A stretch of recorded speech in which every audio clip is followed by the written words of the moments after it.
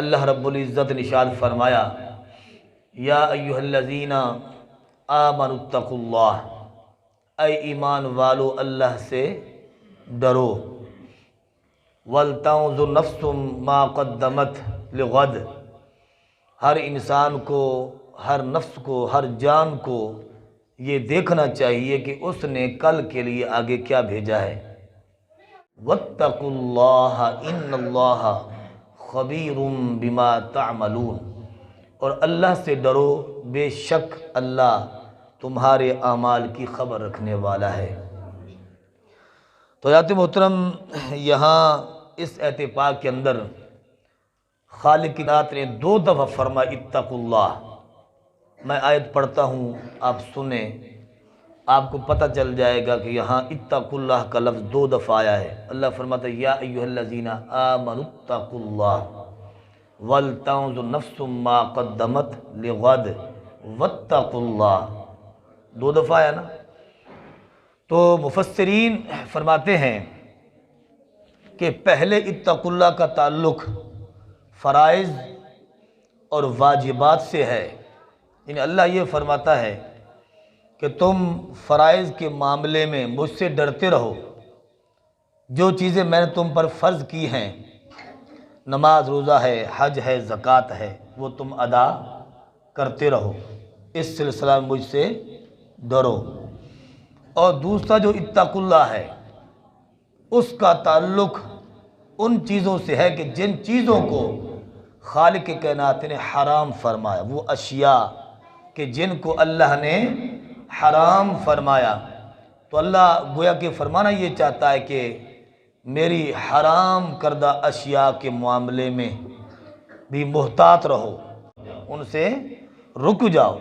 تو اب یہاں پر اتقوا اللہ 2 دفعہ آیا اور مفسرین نے دونوں کا ہی مفہوم بتا دیا کہ 2 دفعہ کیوں آیا۔ تو اللہ فرماتا ہے کہ جن چیزوں کا میں نے حکم دیا ان پر عمل کرتے رہو، اور وہ کام جن سے میں نے تمہیں روکا ان سے باز آ جاؤ۔ یہی وہ چیز ہے فرمایا کہ جو انسان کو گناہوں سے محفوظ رکھتی ہے، کہ جب بندہ ڈرتا ہے، خوف خدا دل میں ہوتا ہے، تو پھر انسان یعنی اوامر اور نواہی جو ہیں، اوامر اور نواہی اس سلسلہ میں اللہ سے ڈرتے ہوئے جب عمل کو بجا لاتا ہے، اور جب ایمان کو بچا کر فرمایا کہ جب اپنی قبر کی طرف رواں دوا ہوتا ہے، اللہ فرماتا ہے میرے فرشتوں یہ میرا نیک بندہ آ رہا ہے، تم جاؤ اس کا استقبال کرو۔ فرشتے اس نیک بندے کا استقبال کرتے ہیں اور وہ خوش ہوتا ہے کہ لوگ مجھے میرے گھر کی طرف لے کر جا رہے ہیں۔ اور اس کے برعکس وہ بندہ کہ جو گنہگار ہوتا ہے، بد کردار ہوتا ہے، وہ بندہ پریشان ہوتا ہے، لوگ اسے اٹھاتے ہیں جنازے کے لیے، وہ کہتا ہے مجھے کہاں لے کے جا رہے ہو؟ سوائے انسانوں کے اور جنوں کے ہر چیز اس کی آواز کو سنتی ہے، جن اور انسان اس کی آواز کو نہیں سنتے۔ یہ رب کی حکمتیں ہیں، رب کی، کیونکہ انسان اگر مرنے والے کی آوازوں کو سنتا تو پھر برداشت نہ کر سکتا۔ تو اس لیے اللہ کے ہر کام میں حکمت ہوتی ہے، ہمیں سمجھ آئے یا نہ آئے، ہماری عقلیں ناقص ہوتی ہیں، مگر رب کے ہر کام میں کوئی نہ کوئی حکمت ہوتی ہے۔ جس طرح کے عقائد میں ہم پڑھتے ہیں فعل الحکیم لا یخلو عن الحکمہ، فرمایا کہ حکیم کا جو فعل ہوتا ہے، دانا کا جو فعل ہوتا ہے، یعنی مراد اللہ ہے، اللہ کا جو فعل ہوتا ہے لا یخلو عن الحکمہ، وہ حکمت سے خالی نہیں ہوتا۔ رب کے ہر کام میں کوئی نہ کوئی حکمت ضرور ہوتی ہے۔ آپ کہیں گے اگر وہ چیختا ہے، چلاتا ہے تو ہمیں نظر تو نہیں آتا، تو یہ بات دلیل نہیں بن سکتی کہ اس کو کچھ نہیں ہو رہا۔ جس طرح عیسائی کہتے ہیں، کافر کہتے ہیں، کرسچن کہتے ہیں کہ بس دنیا کی زندگی ہے، ہم زندہ ہیں پھر مر جائیں گے، اس کے بعد کچھ نہیں ہوگا۔ فرمایا کہ اہل اسلام کا عقیدہ ہے کہ اس زندگی کے بعد ایک اور زندگی بھی ہے، اور اسی بات کا ہم ایمان مفصل کے اندر ایمان مجمل کے اندر اقرار کرتے ہیں بے ست بعد الموت کا، کہ ہم نے مرنا ہے، مرنے کے بعد پھر اٹھنا ہے۔ تو اب کوئی بندہ یہ کہے کہ قبر پر عذاب نہیں ہوتا کیونکہ ہمیں نظر نہیں آتا، کوئی بندہ یہ کہے کہ وہ بری میت جو ہے وہ نہیں روتی، نہیں چلاتی کہ مجھے کہاں لے کے جا رہے ہو، تو ہمیں نظر نہیں آتا لہذا نہیں ہوتا، یہ بات اس کی قابل قبول نہیں، یہ دلیل نہیں بن سکتی۔ رب کی حکمتیں ہیں، حدیث پاک کے اندر سوائے انسانوں کے، سوائے جنوں کے، اس کی ہر چیز آواز سنتی ہے، وہ روتا ہے، چلاتا ہے۔ اس کی میں آپ کو ایک مثال دیتا ہوں۔ دیکھیے، ایک بندے کے سر میں درد ہو رہا ہو، ایک بندے کے سر میں درد ہو رہا ہو، وہ آئے کہے کہ قاری صاحب مجھے دم کر دے، میرے سر میں بڑا شدید درد ہے، میں کہوں کہ مجھے دکھاؤ کہاں درد ہے، حالانکہ درد تو اس کو ہو رہا ہے مگر ہمیں نظر نہیں آتا۔ نظر نہ آنا یہ اس بات کی دلیل نہیں ہے کہ جناب اس کو کچھ ہو ہی نہیں رہا۔ لہٰذا یہ عقیدہ بنیادی عقیدہ ہے کہ اللہ رسول جو فرما دیا ہے وہ برحق ہے، اور جو شخص اللہ رسول کے فرامین کے اندر شک کرتا ہے کہ اس کا ایمان کا بیڑا غرق ہو جاتا ہے، وہ مومن ہی نہیں ہے۔ تو میں عرض کر رہا ہوں، اللہ فرماتا ہے یہ اٹھاؤ بیٹا، یہ پاؤں کے نیچے رکھ دیا، کوئی خیال کرو، درود پاک پڑھیں بلند آواز سے، الصلاۃ والسلام علیک یا سیدی یا رسول اللہ۔ تو میں عرض کر رہا ہوں، دیکھیے کہ اب اللہ رب العزت بندے کو فرمانا یہ چاہتا ہے کہ تم اپنے اعمال کو دیکھو، اپنے اعمال کو دیکھو، کیا یہ اعمال لے کر تم میرے دربار میں کھڑے ہو سکتے ہو؟ اللہ ہمیں محاسبے کی دعوت دینا چاہتا ہے۔ اللہ فرماتا ہے کہ تم اپنے اعمال کو دیکھو تو صحیح، کہ صبح ہوتے تم اٹھتے ہو، کیا نماز پڑھتے ہو؟ کیا تم قرآن پڑھتے ہو؟ کیا تم درس حدیث سنتے ہو؟ کیا تم پھر دین کے مطابق سارا دن گزارتے ہو؟ آج کمال ہو گئی، ہمارے اندر پیسے کا حرص اور لالچ اتنا گھر کر چکا ہے کہ ہم صبح بزنس کے لیے نکلتے ہیں، شام کو بیٹھ کر، عشاء کو بیٹھ کر ہم گھر میں آتے، ہمیں نماز کا پتہ تک نہیں ہوتا، مگر ہم آ کر پیسوں کو گنتے ہیں، حساب لگاتے ہیں کہ آج نفع کتنا ہوا ہے، نقصان کتنا ہوا ہے۔ تو ہم دنیا کے تھوڑے سے مال کے لیے اتنی بڑی کوشش کرتے ہیں جو کہ عارضی مال ہے، اور پھر وہ دین جو دنیا میں بھی بندے کے چہرے پر نور لاتا ہے، قبر حشر کو بھی منور کرتا ہے، پل صراط پر بھی یہی دین نور ہوگا، اور اسی دین کی روشنی میں بندہ چلتا ہوا جنت میں داخل ہو جائے گا۔ تو اس کے سلسلے میں سستی، تو اللہ فرماتا ہے سستی نہ کرو، محاسبہ کرو، دیکھو کہ تم کیا کر رہے ہو، کیا تم دین کے معاملے میں عمل کر رہے ہو کہ نہیں کر رہے۔ اب دیکھیں، کیونکہ قیامت کا دن ایسا دن ہوگا کہ برسر عام فرمایا ہر بندے کے اعمال کو تولا جائے گا۔ آج ہم کوئی کرپشن کرتے ہیں تو ہم اپنے آپ کو چھپانے کی کوشش کرتے ہیں کہ دیکھ نہ لے، کسی کو پتہ نہ چل جائے، یہ نہ ہو جائے، وہ نہ ہو جائے، مگر اس دن فرمایا ہر بندے کا جو حساب و کتاب ہوگا پوری کائنات کے سامنے ہوگا، برسر عام ہوگا۔ اللہ فرماتا ہے یومئذ تعرضون لا تخفی منکم خافیہ، فرمایا کہ اس دن جس دن تم پیش ہوگے رب کے دربار میں اور تم میں سے کوئی چھپ نہیں سکے گا، لا تخفی منکم خافیہ، فرمایا کہ کوئی چھپنا چاہے گا بھی صحیح پھر بھی نہیں چھپ سکے گا۔ فرمایا اس دن سے ڈرو، اس دن کیا تم یہ اعمال لے کر کھڑے ہونے کے قابل ہو یا نہیں، یا صرف یہ ہے کہ خون پسینہ صرف اسی ناجائز مال کے کمانے میں تم نے خرچ کیا ہوا ہے۔ اللہ فرماتا ہے اتقوا اللہ، اللہ سے ڈرو، اور تم دیکھو کہ تم نے کل قیامت کے دن کے لیے کیا ایسا عمل کر رکھا ہے۔ اور پھر آپ دیکھیں کہ وہ لوگ جو حضور علیہ السلام کی آمد سے پہلے اندھیروں میں رہتے تھے، وہ لوگ کہ جنہوں نے کبھی سوچا ہی نہیں تھا کہ حشر برپا ہونا ہے اور ہم نے جو ہے رب کے دربار میں کھڑے ہونا ہے، ہمارے اعمال کو تولا جانا ہے، کبھی انہوں نے سوچا ہی نہیں تھا، مگر ان کے ہاں محاسبہ کی فرمایا دعوت اتنی تیز ہو گئی، حضرت فاروق اعظم رضی اللہ عنہ فرمایا کرتے تھے وزنوا قبل ان توزنوا، لوگوں اپنے اعمال کا وزن کرو قبل اس کے کہ تمہارے اعمال کا وزن کیا جائے۔ یعنی قیامت میں جب وزن کیا جائے گا اس وقت فرمایا کہ وہ دار العمل جو ہے وہ ختم ہو چکا ہوگا، اب صرف یوم الحساب ہے، حساب کا دن ہے، عمل کا دن نہ ہوگا۔ اس وقت بندہ خواہش کرے گا کاش کہ میں نماز پڑھ لیتا، کاش کہ میں قرآن پڑھ لیتا، کاش کہ میں صدقات خیرات دے دیتا، کاش کہ میں یہ برائی نہ کرتا، وہ برائی نہ کرتا، میں یہ نہ کرتا۔ اس وقت سوائے پچھتاوے کے کچھ نہیں ہوگا، اس وقت صرف اعمال کو تولا جا رہا ہوگا۔ حضرت فاروق اعظم رضی اللہ عنہ کہ جنہوں نے حضور کی آمد سے پہلے کبھی سوچا ہی نہیں تھا کہ حساب و کتاب کے معاملے میں ہم نے قیامت میں حساب دینا ہے، مگر حضور کی تربیت کا اثر تو دیکھیں۔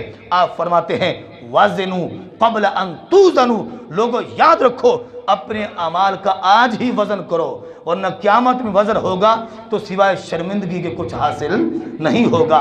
اور پھر آپ فرماتے ہیں وَتَزَيَّنُوا لِلْعَرْضِ الْأَكْبَرِ، پھر آج ہم چھوٹے سے فنکشن پہ جاتے ہیں، ہم شادی پہ جاتے ہیں، ہم ایک چھوٹی سی رسم کوئی ہوتی ہے، وہ چاہے انگیجمنٹ کی ہو، آج تو بےہودگیاں ہیں معاذ اللہ ثم معاذ اللہ، کیا کیا بےہودگیاں نہیں ہو رہی، وہ باتیں جو انگریزوں کے اندر، ہندوؤں کے اندر، عیسائیوں کے اندر جو ہوتی تھی آج ہمارے اندر نظر آ رہی ہیں۔ تو یہ ہمارے ایمان کی کمزوریاں ہیں۔ تو بہرحال وہ ایک الگ موضوع ہے، میں یہ المختصر یہ عرض کرنا چاہتا ہوں، کوئی چھوٹا سا فنکشن ہو، ہم اس کی تیاری کے لیے اپنے آپ کو بناتے ہیں، سنوارتے ہیں، اچھا لباس زیب تن کرتے ہیں، اچھا پرفیوم استعمال کرتے ہیں، اور پھر آگے پیچھے ہم دیکھتے ہیں کہیں میرے کپڑوں پر کوئی داغ نہ ہو، اور وہاں 200 بندہ ہوگا، 300 ہوگا، 400، اتنے لوگوں کی موجودگی میں کہیں میری بے عزتی نہ ہو جائے۔ ہم اتنا اپنے آپ کو کلوز کر کے دیکھتے ہیں اور پھر ہم وہاں جاتے ہیں۔ لیکن حضرت فاروق اعظم رضی اللہ عنہ فرماتے ہیں یہ تو چھوٹے موٹے فنکشن ہیں، قیامت کے دن کا جو فنکشن ہے وہ سب سے بڑا فنکشن ہے۔ اس وقت پوری مخلوق جمع ہوگی، پوری انسانیت جمع ہوگی، رب کا دربار لگا ہوا ہوگا۔ یہ چھوٹے سے فنکشن کے لیے تم اتنا بنتے سورتے ہو، کیا اس فنکشن کے لیے بھی کچھ تیاری کی ہے؟ آپ فرماتے ہیں یہ چھوٹے موٹے فنکشن کو چھوڑو، تم سب سے بڑے فنکشن قیامت کے فنکشن کی تیاری کرو۔ تو جو اس انداز میں زندگی گزارتا ہے قیامت میں وہی شخص کامیاب ہوتا ہے۔ تو میں عرض کرتا ہوں، دیکھیے یہ باتیں پھر اور چلی جائیں گی، مواد کافی ہے۔ تو دیکھیے حدیث پاک کے اندر آتا ہے آج ہم عمل کرتے ہیں تو ہمیں بڑا گھمنڈ ہوتا ہے، ہم نماز پڑھتے ہیں، ہم قرآن پڑھتے ہیں، آج ہم اپنے بچے کو مسجد میں چھوڑنے کے لیے، پہلے تو یہ ہے کہ مسجد میں چھوڑنے کے لیے چلو میں یہ جملہ بولتا ہوں، ہر بندہ نہیں چھوڑ سکتا، خوش نصیب ہی چھوڑ سکتا ہے، ٹھیک ہے؟ لیکن ہوتا یہ ہے، اگلے دن ایک بی بی آئی بچہ چھوڑنے کے لیے محلے کی، وہ کہہ رہی تھی کہ یہ بچہ سکول میں نہیں چل سکتا، اس کو آپ پڑھائیں۔ میں جو سکول میں نہیں چل سکتا وہ مولویوں کو لیے ہے، دین پھر بھی اتنی عزت دیتا ہے کہ دین نبینوں کو بھی پڑھا دیتا ہے، دین لنگڑوں کو بھی سنبھالتا ہے۔ سمجھ آ رہی کہ نہیں آ رہی؟ تو اسلام تو آج بھی عزت ہے، اگر دین نبینوں کو سنبھالتا ہے، لنگڑوں کو سنبھالتا ہے، جو تندرست ہو اس کا مقام پھر کیا ہوگا؟ سمجھ آ رہی کہ نہیں آ رہی؟ دین آج ہم یہ کہتے ہیں جو ذہین بچہ ہے اس کو سکول میں چھوڑ دو، کالج میں چھوڑ دو، یونیورسٹی میں چھوڑ دو، اور جو بالکل نکمہ ہے نہیں پڑھ سکتا اس کو مدرسے میں چھوڑ دو۔ یہ وہ سوچ ہے جو میں کہتا ہوں انگریزی کلچر کی نحوست ہمارے اوپر اتنی پڑ چکی ہے کہ ہمارے سینے میں ایمان اتنے کمزور ہو چکے ہیں، ہم دین کو اہمیت نہیں دیتے۔ جب ہم اس دنیا میں دین کو اہمیت نہیں دیتے تو قبر حشر میں اللہ ہمیں اہمیت کیسے دے گا؟ قرآن ہمیں کیسے اہمیت دے گا؟ تو آج یہ بات ضروری ہے کہ آج ہم قرآن کو عزت دیں، آج ہم اسلام کو عزت دیں، آج ہم حضور کی عزت کے چرچے کریں۔ جب آج ہم اسلام کی عزت کو بڑھانے کی کوشش کریں گے، قبر حشر میں عزتوں کا رکھوالا اللہ ہوگا، اللہ ہمیں عزت دے گا، نورانی تاج پہنائے گا، اور پھر یہ قبر کی وحشت اور پھر قیامت کے دن کی ہولناکیاں یہ کچھ نہیں کر سکیں گی۔ اللہ قیامت میں اپنی رحمت کا سایہ عطا فرما دے گا۔ تو آیات محترم دیکھیے، رحمت کے بغیر کچھ نہیں ہے۔ میں عرض کرتا ہوں، حدیث پاک کے اندر آتا ہے المختصر، فرمایا ایک بندہ ایسا ہوگا، حضور فرماتے ہیں، میں عبارت نہیں پڑھ رہا، میں مختصر بات کرتا ہوں۔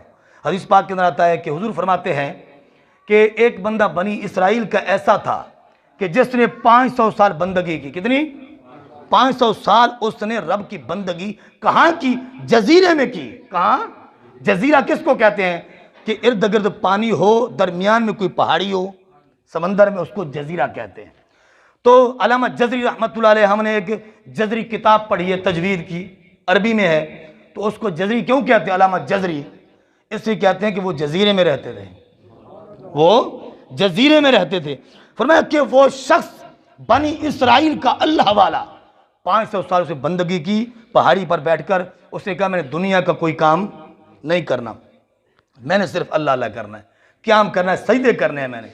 تو اللہ نے اس پر کرم یہ کیا ہوا تھا، ویسے سمندر کا سارا پانی ہی کھاری تھا، مگر اس کے لیے پہاڑی کے قریب پانی کا میٹھا چشمہ جاری فرما دیا، اور اس کی بھوک کے لیے اللہ نے ایک جو ہے انار کا درخت لگا دیا، تازہ روزانہ انار لگتا، اور وہ انار توڑ کر کھاتا تھا، اس کی بھوک ختم ہو جاتی تھی۔ اللہ نے اس پر یہ انعام کیا ہوتا، 500 سال، 5 صدیاں اس رب کی بندگی کی، دنیا کا کوئی کام ہی نہیں کیا۔ تو فرمایا کہ جب مرنے کا وقت آیا نا، اس نے سوال کیا، اس نے کہا میرے 2 سوال ہیں اللہ، ایک تو یہ ہے کہ میں جب سر سجدے میں رکھوں میری روح پرواز ہو جائے، کیا پتہ قیامت میں کوئی کس حال میں اٹھے گا، کوئی کس حال میں اٹھے گا، تو میں جب اٹھوں تو سجدے سے اٹھوں۔ اور دوسری میری یہ دعا ہے کہ میرے جسم کو کوئی چیز نہ کھائے، میرا جسم نہ گلے نہ پھٹے۔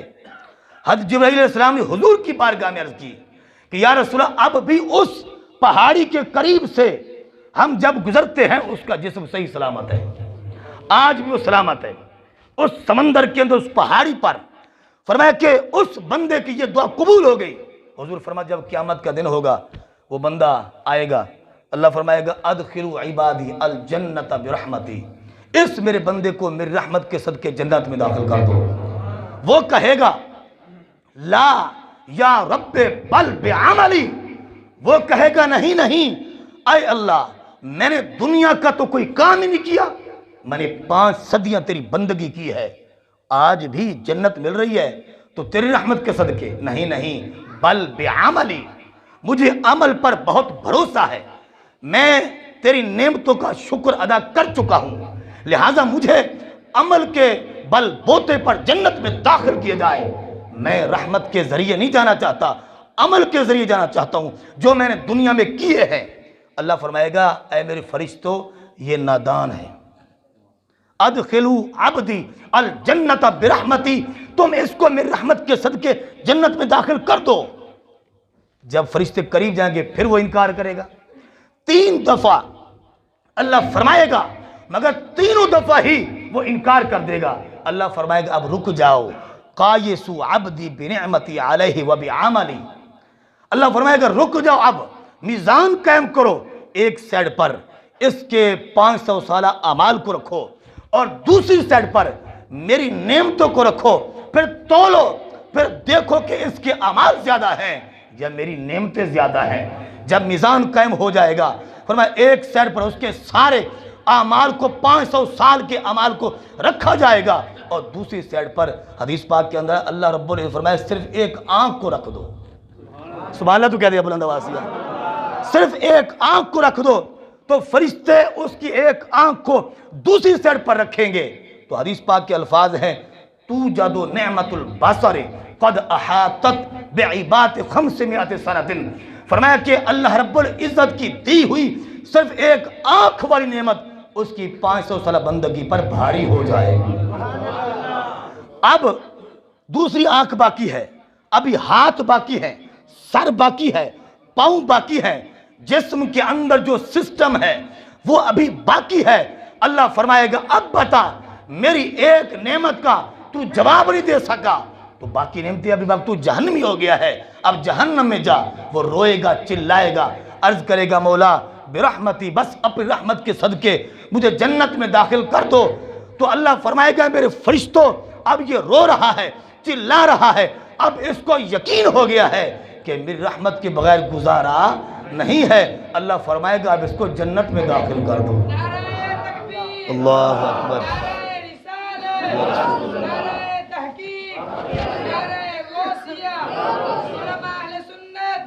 تو بات میں ختم کر رہا ہوں، دیکھیے اس کی 500 سال کی بندگی رب کی نعمتوں کا حق ادا نہیں، صرف ایک نعمت کا بھی حق ادا نہیں کر سکی۔ آج ہماری عمر 70 سال ہے، 80 سال ہے، 100 سال ہے، 110 سال ہے، چلو 120 سال ہے، کر لو یار، تو کیا ہماری بندگی کس خاتے میں آئے گی؟ کیا ہم اللہ کی کسی نعمت کا جواب دے سکتے ہیں؟ کیا ہم نے اللہ کی کسی نعمت کا حق ادا کیا؟ ہرگز نہیں۔ تو ہمیں کس عمل پر بھروسہ ہے؟ آج دیکھو، حسد، غیبت، چغلی، دھوکہ، فریب ہمارے اندر ہے۔ میرے آقا صلی اللہ علیہ وسلم فرمایا کہ عنقریب حضور نے فرمایا کہ پہلی امتوں کی بیماریاں میری امت میں بھی آ جائیں گی۔ حضور نے کیا فرمایا تھا؟ عنقریب پہلی امتوں کی بیماریاں میری امت میں بھی آ جائیں گی۔ عرض کیا یا رسول کیا؟ فرمایا کہ پہلی تو یہ ہے تکبر اور گھمنڈ، تکبر اور گھمنڈ یہ میری امت میں داخل ہو جائے گا۔ دوسرا یہ ہے کہ کثرت مال کا حرص، کہ مال زیادہ ہو، دولت ہو، کوٹھیاں ہوں، بلڈنگیں ہوں، بزنس ہوں، یعنی دین کی اہمیت نہیں ہوگی، مال کی اہمیت، کثرت مال کا لالچ، حرص یہ میری امت میں داخل ہو جائے گا۔ آج ہے کہ نہیں ہے؟ اور پھر تیسری چیز کیا ہے؟ تیسری چیز یہ ہے کہ ایک دوسرے سے دوری، چھوٹے کو بڑے کا ادب نہ ہوگا، بڑے کو چھوٹے سے پیار نہیں ہوگا، ہر بندہ اپنا منہ لیے پھر رہا ہوگا، ایک دوسرے سے دوری، تمیز نہیں رہے گی۔ یہ چیز بھی آج ہمارے سامنے ہے اور ہمارے معاشرے میں کیا ہو رہا ہے۔ اور چوتھی چیز یہ ہے، فرمایا کہ میری امت میں حسد آ جائے گا۔ کیا آ جائے گا؟ حسد۔ حسد میری امت میں آ جائے گا، اور حسد ایسی بیماری ہے، سب سے پہلے حضرت آدم علیہ السلام سے حسد ہوا۔ سمجھ آ رہی کہ نہیں آ رہی؟ شیطان ابلیس نے حضرت آدم علیہ السلام سے حسد کیا اور پھر مردود ہوا۔ تو پتہ چلا کہ حسد کا مطلب ہوتا ہے کہ اللہ نے جو کسی کو نعمت دی ہے، بندہ چاہتا ہے کہ اس کے پاس نہ ہو، اس کے پاس نہ ہو، یہ ہے حسد۔ اور ایک ہوتا ہے رشک، غیبتہ، وہ یہ ہوتا ہے اے اللہ جس طرح اس کو تو نے نوازا ہے مجھے بھی نواز۔ تو اسلام میں حسد ناجائز اور رشک اور غیبتہ یہ جائز۔ حضور فرماتے ہیں کہ رشک اور غیبتہ دین کے اندر دو بندوں کے لیے جائز ہے۔ فرمایا کہ وہ کیا؟ فرمایا ایک وہ بندہ جس کو اللہ مال اور دولت دے اور وہ بندہ رب کی راہ میں خرچ کرے، ٹھیک ہے؟ تو دوسرا بندہ دیکھ کہ یار یہ بڑا سخی ہے، بڑا راہ خدا میں خرچ کرتا ہے، وہ کہے اے اللہ جس طرح اس کو تو نے مال اور دولت دیا، یہ تیرے راستے میں خرچ کر رہا ہے، مجھے بھی دے تاکہ میں بھی تیرے راستے میں، یہ جائز۔ اور دوسری چیز یہ ہے کہ اللہ جس کو قرآن کی دولت دے، علم دے، اور وہ پڑھے پڑھائے، قرآن پڑھے حدیث اور پڑھائے اور حدیث پڑھے آگے پڑھائے، فرمایا کہ اس کو دیکھ کر، اس کا منصب دیکھ کر کوئی بندہ یہ کہے حسد، یعنی حسد سے مراد رشک غیبتہ کرے اور کہے اے اللہ جس طرح تو نے اس کو یہ سیٹ عطا کی ہے، یہ دین پڑھ بھی رہا ہے اور پڑھا بھی رہا ہے، کاش کہ تو مجھے دیتا میں بھی دین پڑھتا پڑھاتا۔ تو یہ رشک ہے، حسد ناجائز ہے اور رشک جائز ہے، غیبتہ جائز ہے۔ تو یہ بیماریاں ہیں، حسد، کثرت مال کی خواہش، اسی طرح تکبر اور ایک دوسرے سے دوری، یہ اس امت میں داخل ہو چکی ہے۔ تو اللہ رب العزت ہمیں ان بیماریوں سے اللہ ہمیں محفوظ فرمائے۔ جو اسلام کی تعلیمات ہیں، اسلامی تہذیب، اللہ ہمیں اس کے مطابق زندگی بسر کرنے کی توفیق عطا کرے۔